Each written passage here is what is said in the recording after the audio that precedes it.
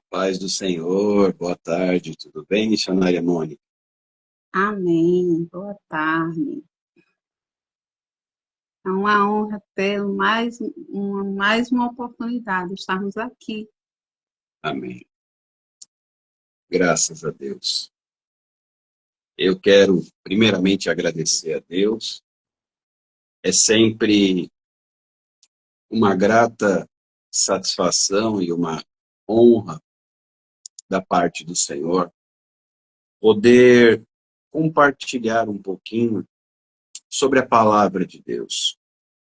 E eu fico prestando atenção na movimentação hoje de muitas pessoas que nesta época de festas começam a tomar algumas atitudes que não correspondem àquilo que elas vivem durante o ano. Paz do Senhor, pastor Wagner, Deus abençoe a sua vida em nome de Jesus. E qual seria o motivo, né, de pessoas que às vezes não falam com a gente o ano inteiro, de repente, nessa época, aparecem, né? Isso quando não aparecem em visitas inesperadas presenciais. E quando nós observamos, e isso é uma avaliação que eu faço todos os anos, nós percebemos que falta essência, que de fato existe uma distância entre o que se vê nesses dias de festas, de fim de ano, a temporada das confraternizações, que não correspondem à realidade do restante do ano. Quantas vezes existem confraternizações nas empresas, confraternizações de grupos de pessoas que nem se encontram, nem se falam, nem se gostam, nem se dão bem, mas se confraternizam. Confraternizar. A palavra confraternização vem de fraternidade. E fraterno diz acerca do irmão. Então, é uma conjunção, é um conjunto, é um conglomerado de irmandade.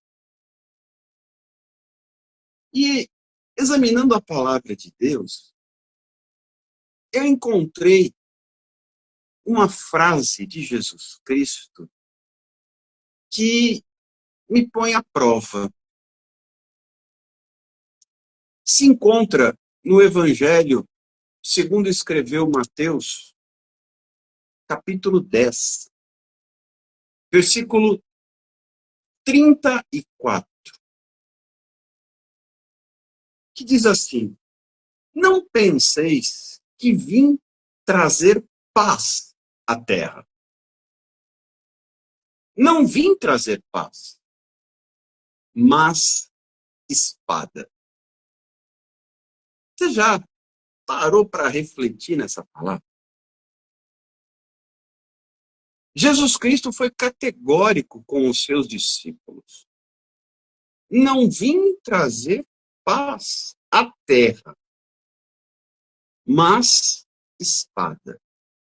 E aqui eu começo, missionária Mônica e pastor Wagner, a avaliar algumas frases ditas por Jesus. Ninguém menos do que o nosso Messias, o nosso Mestre, o nosso Senhor e Salvador. Aqui ele fala de uma forma contundente. Eu vim causar divisão entre o homem e seu pai, entre a filha e sua mãe, e entre a nora e sua sogra. Assim os inimigos do homem serão os da sua própria casa. Já reparou que nessa época no meio das confraternizações e das reuniões de família, existe briga, existe discórdia, existe dissensão, facção, confusão. A Bíblia nunca deixa o crente despreparado quando nós examinamos as Escrituras. E não se perturbe, você já vai entender o porquê desta palavra. Fique calmo. Só vou dar uma sugestão, missionária Mônica, pastor Wagner. Quando nós viajamos de avião, sempre as comissárias de bordo nos dão algumas orientações. E uma delas é: apertem os cintos. Então eu vou fazer uso dessa orientação das comissárias de bordo e dizer para você, nesta ministração, na tarde de 31 de dezembro de 2025, poucas horas antes do término deste ano: aperte os cintos, porque a palavra de Deus vai te fazer voar. Aperte os cintos, porque nós já vamos decolar. Olha o que Jesus está dizendo. Não é ninguém menos do que ele. Eu vim trazer espada, não vim trazer paz. Eu vim trazer divisão entre o homem e seu pai, entre a filha e a sua mãe, entre a nora e a sua sogra. Assim os inimigos do homem serão os da sua própria casa. Mas Jesus continua explicando. Calma, por isso que a gente não pode analisar um texto de forma isolada ou descontextualizada. Não use texto fora de contexto como pretexto para distorcer o texto. Quem ama seu pai ou sua mãe mais do que a mim, não é digno de mim. Quem ama seu filho ou a sua filha mais do que a mim, não é digno de mim. Aqui Jesus está começando a esclarecer algo que vai te fazer refletir. Jesus começa dizendo de uma forma contundente: eu vim trazer espada, divisão, separação.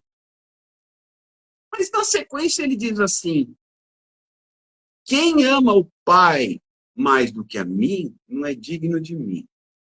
Quem ama o filho mais do que a mim, não é digno de mim. Ele então começa a colocar algo para você e para mim chamado prioridade. Sabe por que existe tanta discordância nesta época do ano? Porque há uma inversão de prioridade. Por exemplo, se fala de tanta coisa na época do Natal, mas pouco se fala de Jesus. Muito mais se fala de presente do que de presença. Mas não é sobre presente, é sobre presença.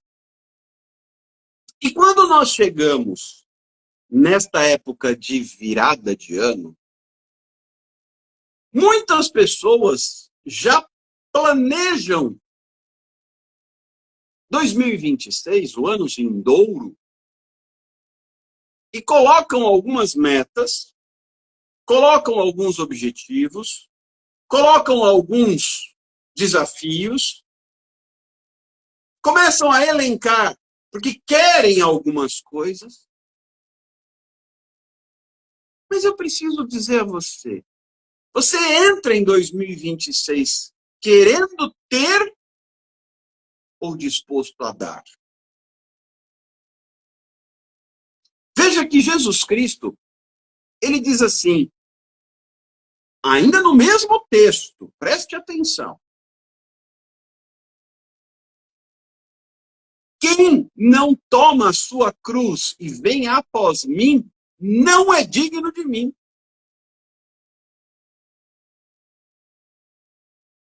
Ele começa falando de família. Pai, mãe, filho, nora, sogra.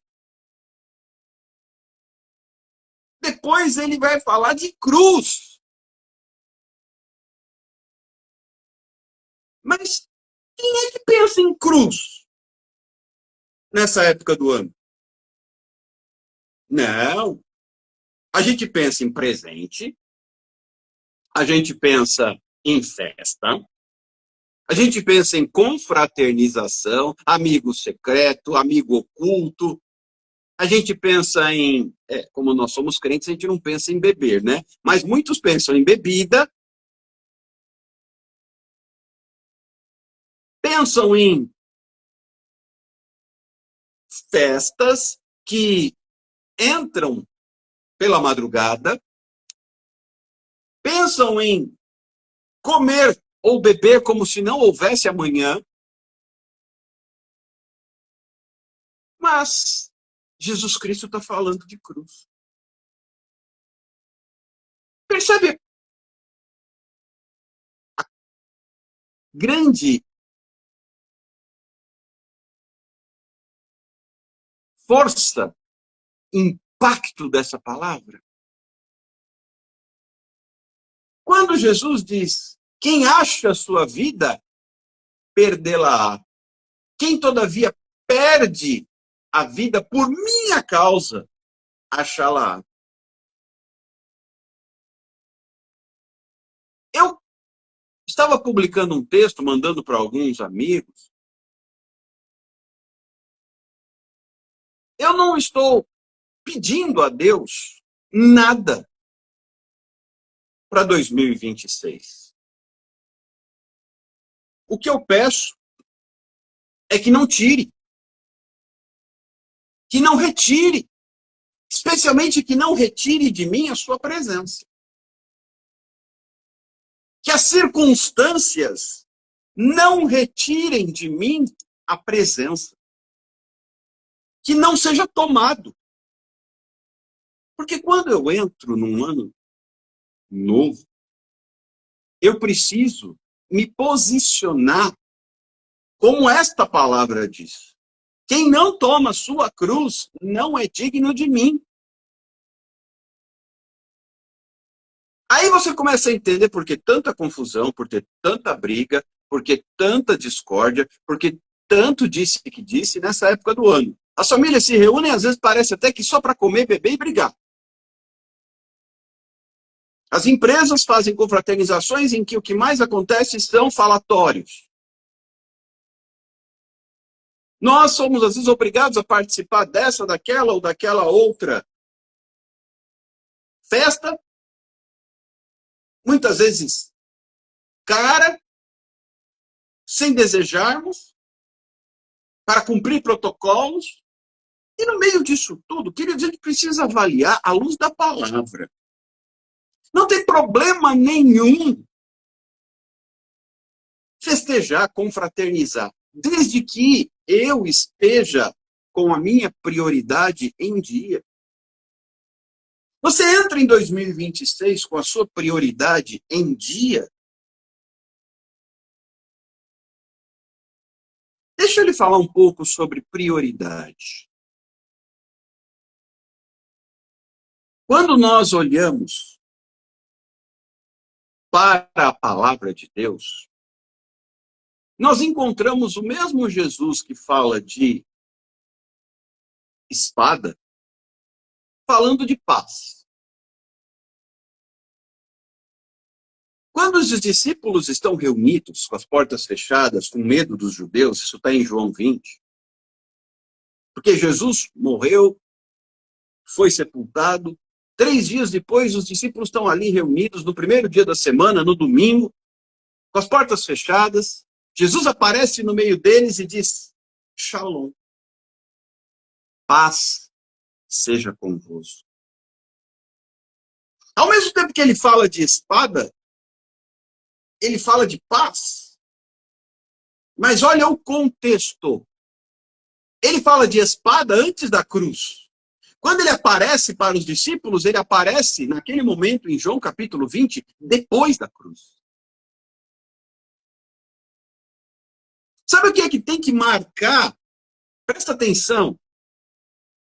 Acompanha para você não entender errado essa palavra. Sabe o que é que tem que marcar a virada? Eu moro na praia. Tem gente que vem de longe só para virar o ano na praia. Todas aquelas tradições, eu vou falar assim, para a gente não ter problema de derrubar a live, de falar, né? Nenhum tipo de coisa polêmica. Mas todas aquelas tradições de virada de ano, vão para a praia, tem os fogos, tem as 7 ondas, etc, etc, etc, etc. Aí, a virada é marcada pelas tradições mundanas, profanas. E, às vezes, o crente, não digo que ele vá pular 7 ondas, não, também não estou chegando nesse ponto, mas ele se perde. Porque o que tem que marcar a nossa virada é a cruz. Vou repetir. O que tem que marcar a nossa virada é a cruz. Todo aquele que quiser vir após mim, disse Jesus, negue-se a si mesmo, tome sua cruz e siga-me. O que tem que marcar a minha virada é a cruz. Porque antes da cruz ele traz espada, depois da cruz ele traz paz. E aí você entende porque tem muito crente sem paz. Porque não passou pela cruz. Você percebe qual é o sentido da virada? Se nós falávamos semana passada sobre a presença, agora eu preciso lhe dizer que a presença vem por meio da cruz. Vou repetir. A presença vem por meio da cruz. A cruz é a marca da virada. Vou repetir. A cruz é a marca da virada. Vou contar para vocês a história de um homem. Já ouviram falar de Paulo de Tarso? Creio que sim. Nosso irmão, apóstolo, servo do Senhor. Sabe o que ele dizia? Para mim, já não sou mais eu quem vive. Agora é Cristo quem vive em mim. E esse viver que agora eu tenho na carne, eu vivo pela fé. Por quê? Porque para mim, dizia Paulo, o viver é Cristo e o morrer é lucro. O que Paulo entendeu? Agora, pera, ele entendeu o caminho da cruz. Quando Jesus fala em João 14,6, eu sou o caminho, a verdade e a vida, ninguém vem ao Pai se não for por mim. Todo mundo acha lindo. Mas esquece que Jesus aponta para o caminho da cruz. Porque foi na cruz que ele disse, tetelestai, está consumado. Mas é interessante, ele foi para a cruz para me salvar, para te salvar, para salvar o mundo. Por quê? Deus amou o mundo de tal maneira que entregou o seu Filho, a fim de que todo aquele que nele crê não pereça, mas tenha vida eterna. Porém, Jesus aponta para a cruz. A minha vida tem que passar pela cruz. E na virada, o princípio é a cruz. E eu fico assim, para não dizer horrorizado, eu fico no mínimo incomodado com as pregações de hoje, missionária Mônica, pastor Wagner, missionária Flávia Gisele. Hoje não se fala de cruz. Hoje não se fala de arrependimento. Hoje não se fala de mudança de atitude. Hoje não se fala de conversão. Hoje se fala de outras coisas. E por isso o povo não vive em paz. Porque é interessante, você vai encontrar Jesus enfrentando todo tipo de afronta, crise, prova, como nós gostamos de dizer, vale, deserto. Primeira coisa que o Espírito Santo fez quando Jesus Cristo foi batizado, o Espírito Santo levou Jesus para o deserto para ser tentado e provado. E é interessante porque em João 16:33, Jesus fala assim, estas coisas vos tenho dito para que tenhais paz em mim. No mundo passais por aflições. Mas tenham bom ânimo, pois eu venci. Paz nas aflições. Mas por que o crente hoje não tem paz? Porque Jesus fala de paz nas aflições. Jesus nunca prometeu que você não teria problemas. O que ele prometeu, presta atenção nisso, é que estaria com você. Ele não prometeu a ausência de problemas, que é o que se promete hoje em dia. Eu não sei por conta de quem, porque Jesus não disse isso. Vocês vão passar por aflições. Eu passei por aflições, mas eu venci. E olha o que Jesus vai dizer lá em Mateus 28, versículo 19, versículo 20. Ide por todo mundo, pregai o evangelho a toda criatura, batizando em nome do Pai, do Filho e do Espírito Santo, ensinando a guardar todas as coisas que vos tenho ordenado. Eis que estou convosco todos os dias. Todos os dias, até a consumação dos séculos. Jesus prometeu presença. Ele não prometeu facilidade. E é interessante que a presença me leva para a cruz. E o que é a cruz? A cruz. Vamos fazer aqui uma rápida reflexão acerca do batismo. O que é o batismo, se não a marca da cruz na minha vida? Por quê?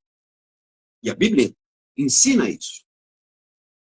O batismo é a demonstração pública de um ato particular, pessoal, de vontade, de entrega. Eu, no batismo, reconheço Jesus como meu Senhor e Salvador. De modo que, a exemplo dele, eu sou sepultado nas águas para ser ressuscitado em Cristo. É a sepultura para o velho homem e a ressurreição para o novo homem. É a morte da velha natureza para o ressurgimento da nova criatura. E aí Paulo vai dizer em 2 Coríntios 5,17 que se alguém está em Cristo, esse alguém é nova criatura. As coisas velhas passaram, eis que tudo se fez novo. E é importante entendermos que Jesus Cristo, quando ele fala com Nicodemos, em João capítulo 3, ele diz, importa-vos nascer de novo. Porque o que é nascido da carne é carne. O que é nascido do espírito é espírito. Importa-vos nascer de novo. E Nicodemos argumenta com Jesus dizendo, como eu, sendo velho, voltarei para o ventre da minha mãe. E Jesus fala, você sendo mestre em Israel, não entende essas coisas? Importa-vos nascer de novo. E como é que se nasce de novo? Para nascer de novo, alguém tem que morrer. E deixa eu te contar quem é que tem que morrer. Esse cara sou eu. Quem é que tem que morrer? O Alexander. Para que, a exemplo do apóstolo Paulo, eu fico muito impactado com a forma como Paulo diz, com ousadia, sede, pois, meus imitadores como eu sou de Cristo. Ou seja, me copiem como eu copio a Cristo. Ele chama para si a responsabilidade. Por quê? Porque ele já tinha reconhecido. Já não sou mais eu quem vive, é Cristo que vive em mim. Então o velho Paulo morreu. Só que é uma luta. Porque o próprio Paulo, ele diz assim, o bem que eu quero eu não faço, mas o mal que eu não desejo está sempre à minha porta. Então é uma luta. E eu já estou chegando no finalmente desta palavra. É uma luta entre carne e espírito. Carne e espírito. Nossa luta não é contra carne ou sangue, mas é contra principados e dominadores do mal, contra as potestades que operam nas regiões celestiais. Ponto. Mas, nessa luta que eu travo no mundo espiritual, o campo de batalha é dentro de mim. É a minha carne contra o Espírito de Deus em mim. É o velho homem contra a nova criatura. É isso que Jesus estava dizendo para Nicodemos. Mas para a velha criatura morrer, ela tem que ser crucificada. Quantas vezes? Todos os dias.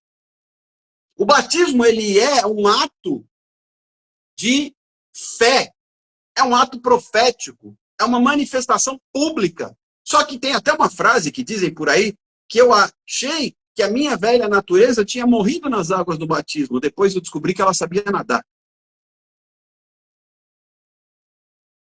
Então eu tenho que crucificar a minha carne todos os dias. Você entende por que a vida do crente é uma constante luta? Tem crente que fala, mas a luta nunca termina. Eu digo, só vai terminar na glória. Porque todos os dias alguém tem que morrer. E esse cara sou eu. E quem mata a minha carne? Eu. Eu tenho que matar a minha velha natureza. Eu tenho que anular a minha carne. Eu gosto sempre de dar o tema da palavra no final. Já falei isso várias vezes. Porque aí, quem gosta, fica feliz. Quem não gosta, não tem escolha, porque já escutou. Se eu falo no início, que tema mais michuruca, não vou nem prestar atenção. O tema dessa palavra é nunca pare de lutar. Nunca pare de lutar. E aí quando as pessoas ouvem essa fala, então quer dizer que eu vou ter que marchar contra o império das trevas. Gente, meu problema não é o inimigo. Meu problema é a minha carne. Porque olha o que a Bíblia diz. Resisti ao diabo e ele fugirá de vós. Resistir e ele foge. Mas a Bíblia diz, fugir da aparência do mal. Eu não tenho que fugir da aparência do mal. Eu não tenho que resistir à aparência do mal. Eu tenho que fugir dela. Porque a minha carne cai. Mas o inimigo, se eu resisto, quem foge é ele. O meu problema não é, nunca foi, nunca será. Por quê? Porque Jesus já venceu Satanás. Porque Jesus já venceu. Em nome dele, nós temos poder e autoridade sobre o império das trevas. Mas não temos poder nem autoridade sobre a nossa carne. Por isso precisamos da cruz. Porque esse Alexander que vocês estão vendo aqui é carne. E a carne é pecaminosa. O salmista escreve assim, Davi, hein? Um homem segundo o coração de Deus. Eu nasci na iniquidade. Em pecado me concebeu minha mãe. Salmo 51. Mas olha o que ele ora. Senhor, cria em mim, ó Deus, um coração puro. Salmo 51, 10. Renova dentro de mim um espírito inabalável, um espírito reto, porque o meu próprio não é bom. O próprio apóstolo Paulo tem uma frase que me chama a atenção. Ele diz assim, miserável homem que sou. De mim, eu nada sou de mim mesmo. Mas eu tudo posso naquele que me fortalece. Claro, posso passar fartura, escassez, riqueza, pobreza, saúde, doença. É isso que Paulo está dizendo lá em Filipenses. Eu tudo posso. Já aprendi a viver contente em qualquer situação. Na escassez, na fartura, na pobreza, na riqueza. Mas é nele que eu posso todas as coisas. Não é em mim mesmo. Nunca pare de lutar. Que em 2026 você continue a lutar. Garanto que se eu dissesse isso no início, você já nem ficava para ouvir o resto da palavra. Porque todo mundo nessa época quer uma palavra que conforte a alma, que abrace. Não uma palavra que contenda e que confronte. Eu já comecei dizendo que Jesus veio trazer espada, e aí o povo já arrepiou os cabelos. Eu já nem tenho muito cabelo mais para arrepiar. Mas é assim que funciona. Às vezes Deus precisa falar, acorda, criatura!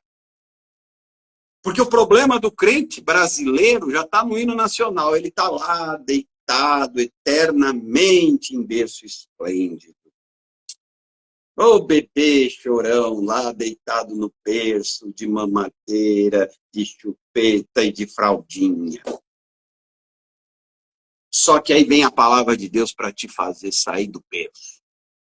Para te fazer crescer, para te fazer avançar, para te fazer entrar na terra da promessa. Mas só entra na terra da promessa quem passa pela cruz. E a cruz é o lugar da luta. Porque eu tenho que crucificar o Alexander todos os dias. Então eu não posso parar de lutar. E eu vou dar uma dica. Como é que se crucifica o velho homem? Porque eu tenho que explicar qual é a maneira de resolver essa situação. Eu entendi. Eu tenho que botar o Alexander na cruz. Como que eu faço isso? Jejum, oração e Bíblia. Jejum, oração e Bíblia. Aleluia. Job. Eu tenho que ser um crente do Job? É. Jejum, oração e Bíblia. Porque assim eu crucifico o velho homem. Nunca pare de lutar. Nunca pare de lutar. Eu gosto de um corinho antigo que diz assim, mas a luta vem e passa, não desanime não. Quem crê em Jesus Cristo já tem a salvação. Há crentes que não gostam de passar tribulação, mas para entrar no céu é com luta, meu irmão. Mas a luta vem e passa, não desanime não. Quem crê em Jesus Cristo já tem a salvação. Pastor Wagner acho que lembra dessa música, né? É antiga. Essa só quem é quase já um fóssil que conhece. Mas é uma realidade. Há crentes que não gostam de passar tribulação, mas para entrar no céu é com luta, meu irmão. É com luta. Não tem outra maneira. Não tem outro jeito. E Jesus deixou claro que seria desse jeito. Então, missionária Mônica, pastor Wagner, demais irmãos que nos acompanham nesta transmissão e outros que eventualmente também ouvirão esta palavra. Nunca pare de lutar. É uma palavra um pouco incomum para romper o ano. Nunca pare de lutar. A marca da virada é a cruz. Deus abençoe. Feliz ano novo. Obrigado, missionária Mônica, por esta oportunidade e que o Espírito Santo vivifique esta palavra no coração de cada um, em nome de Jesus.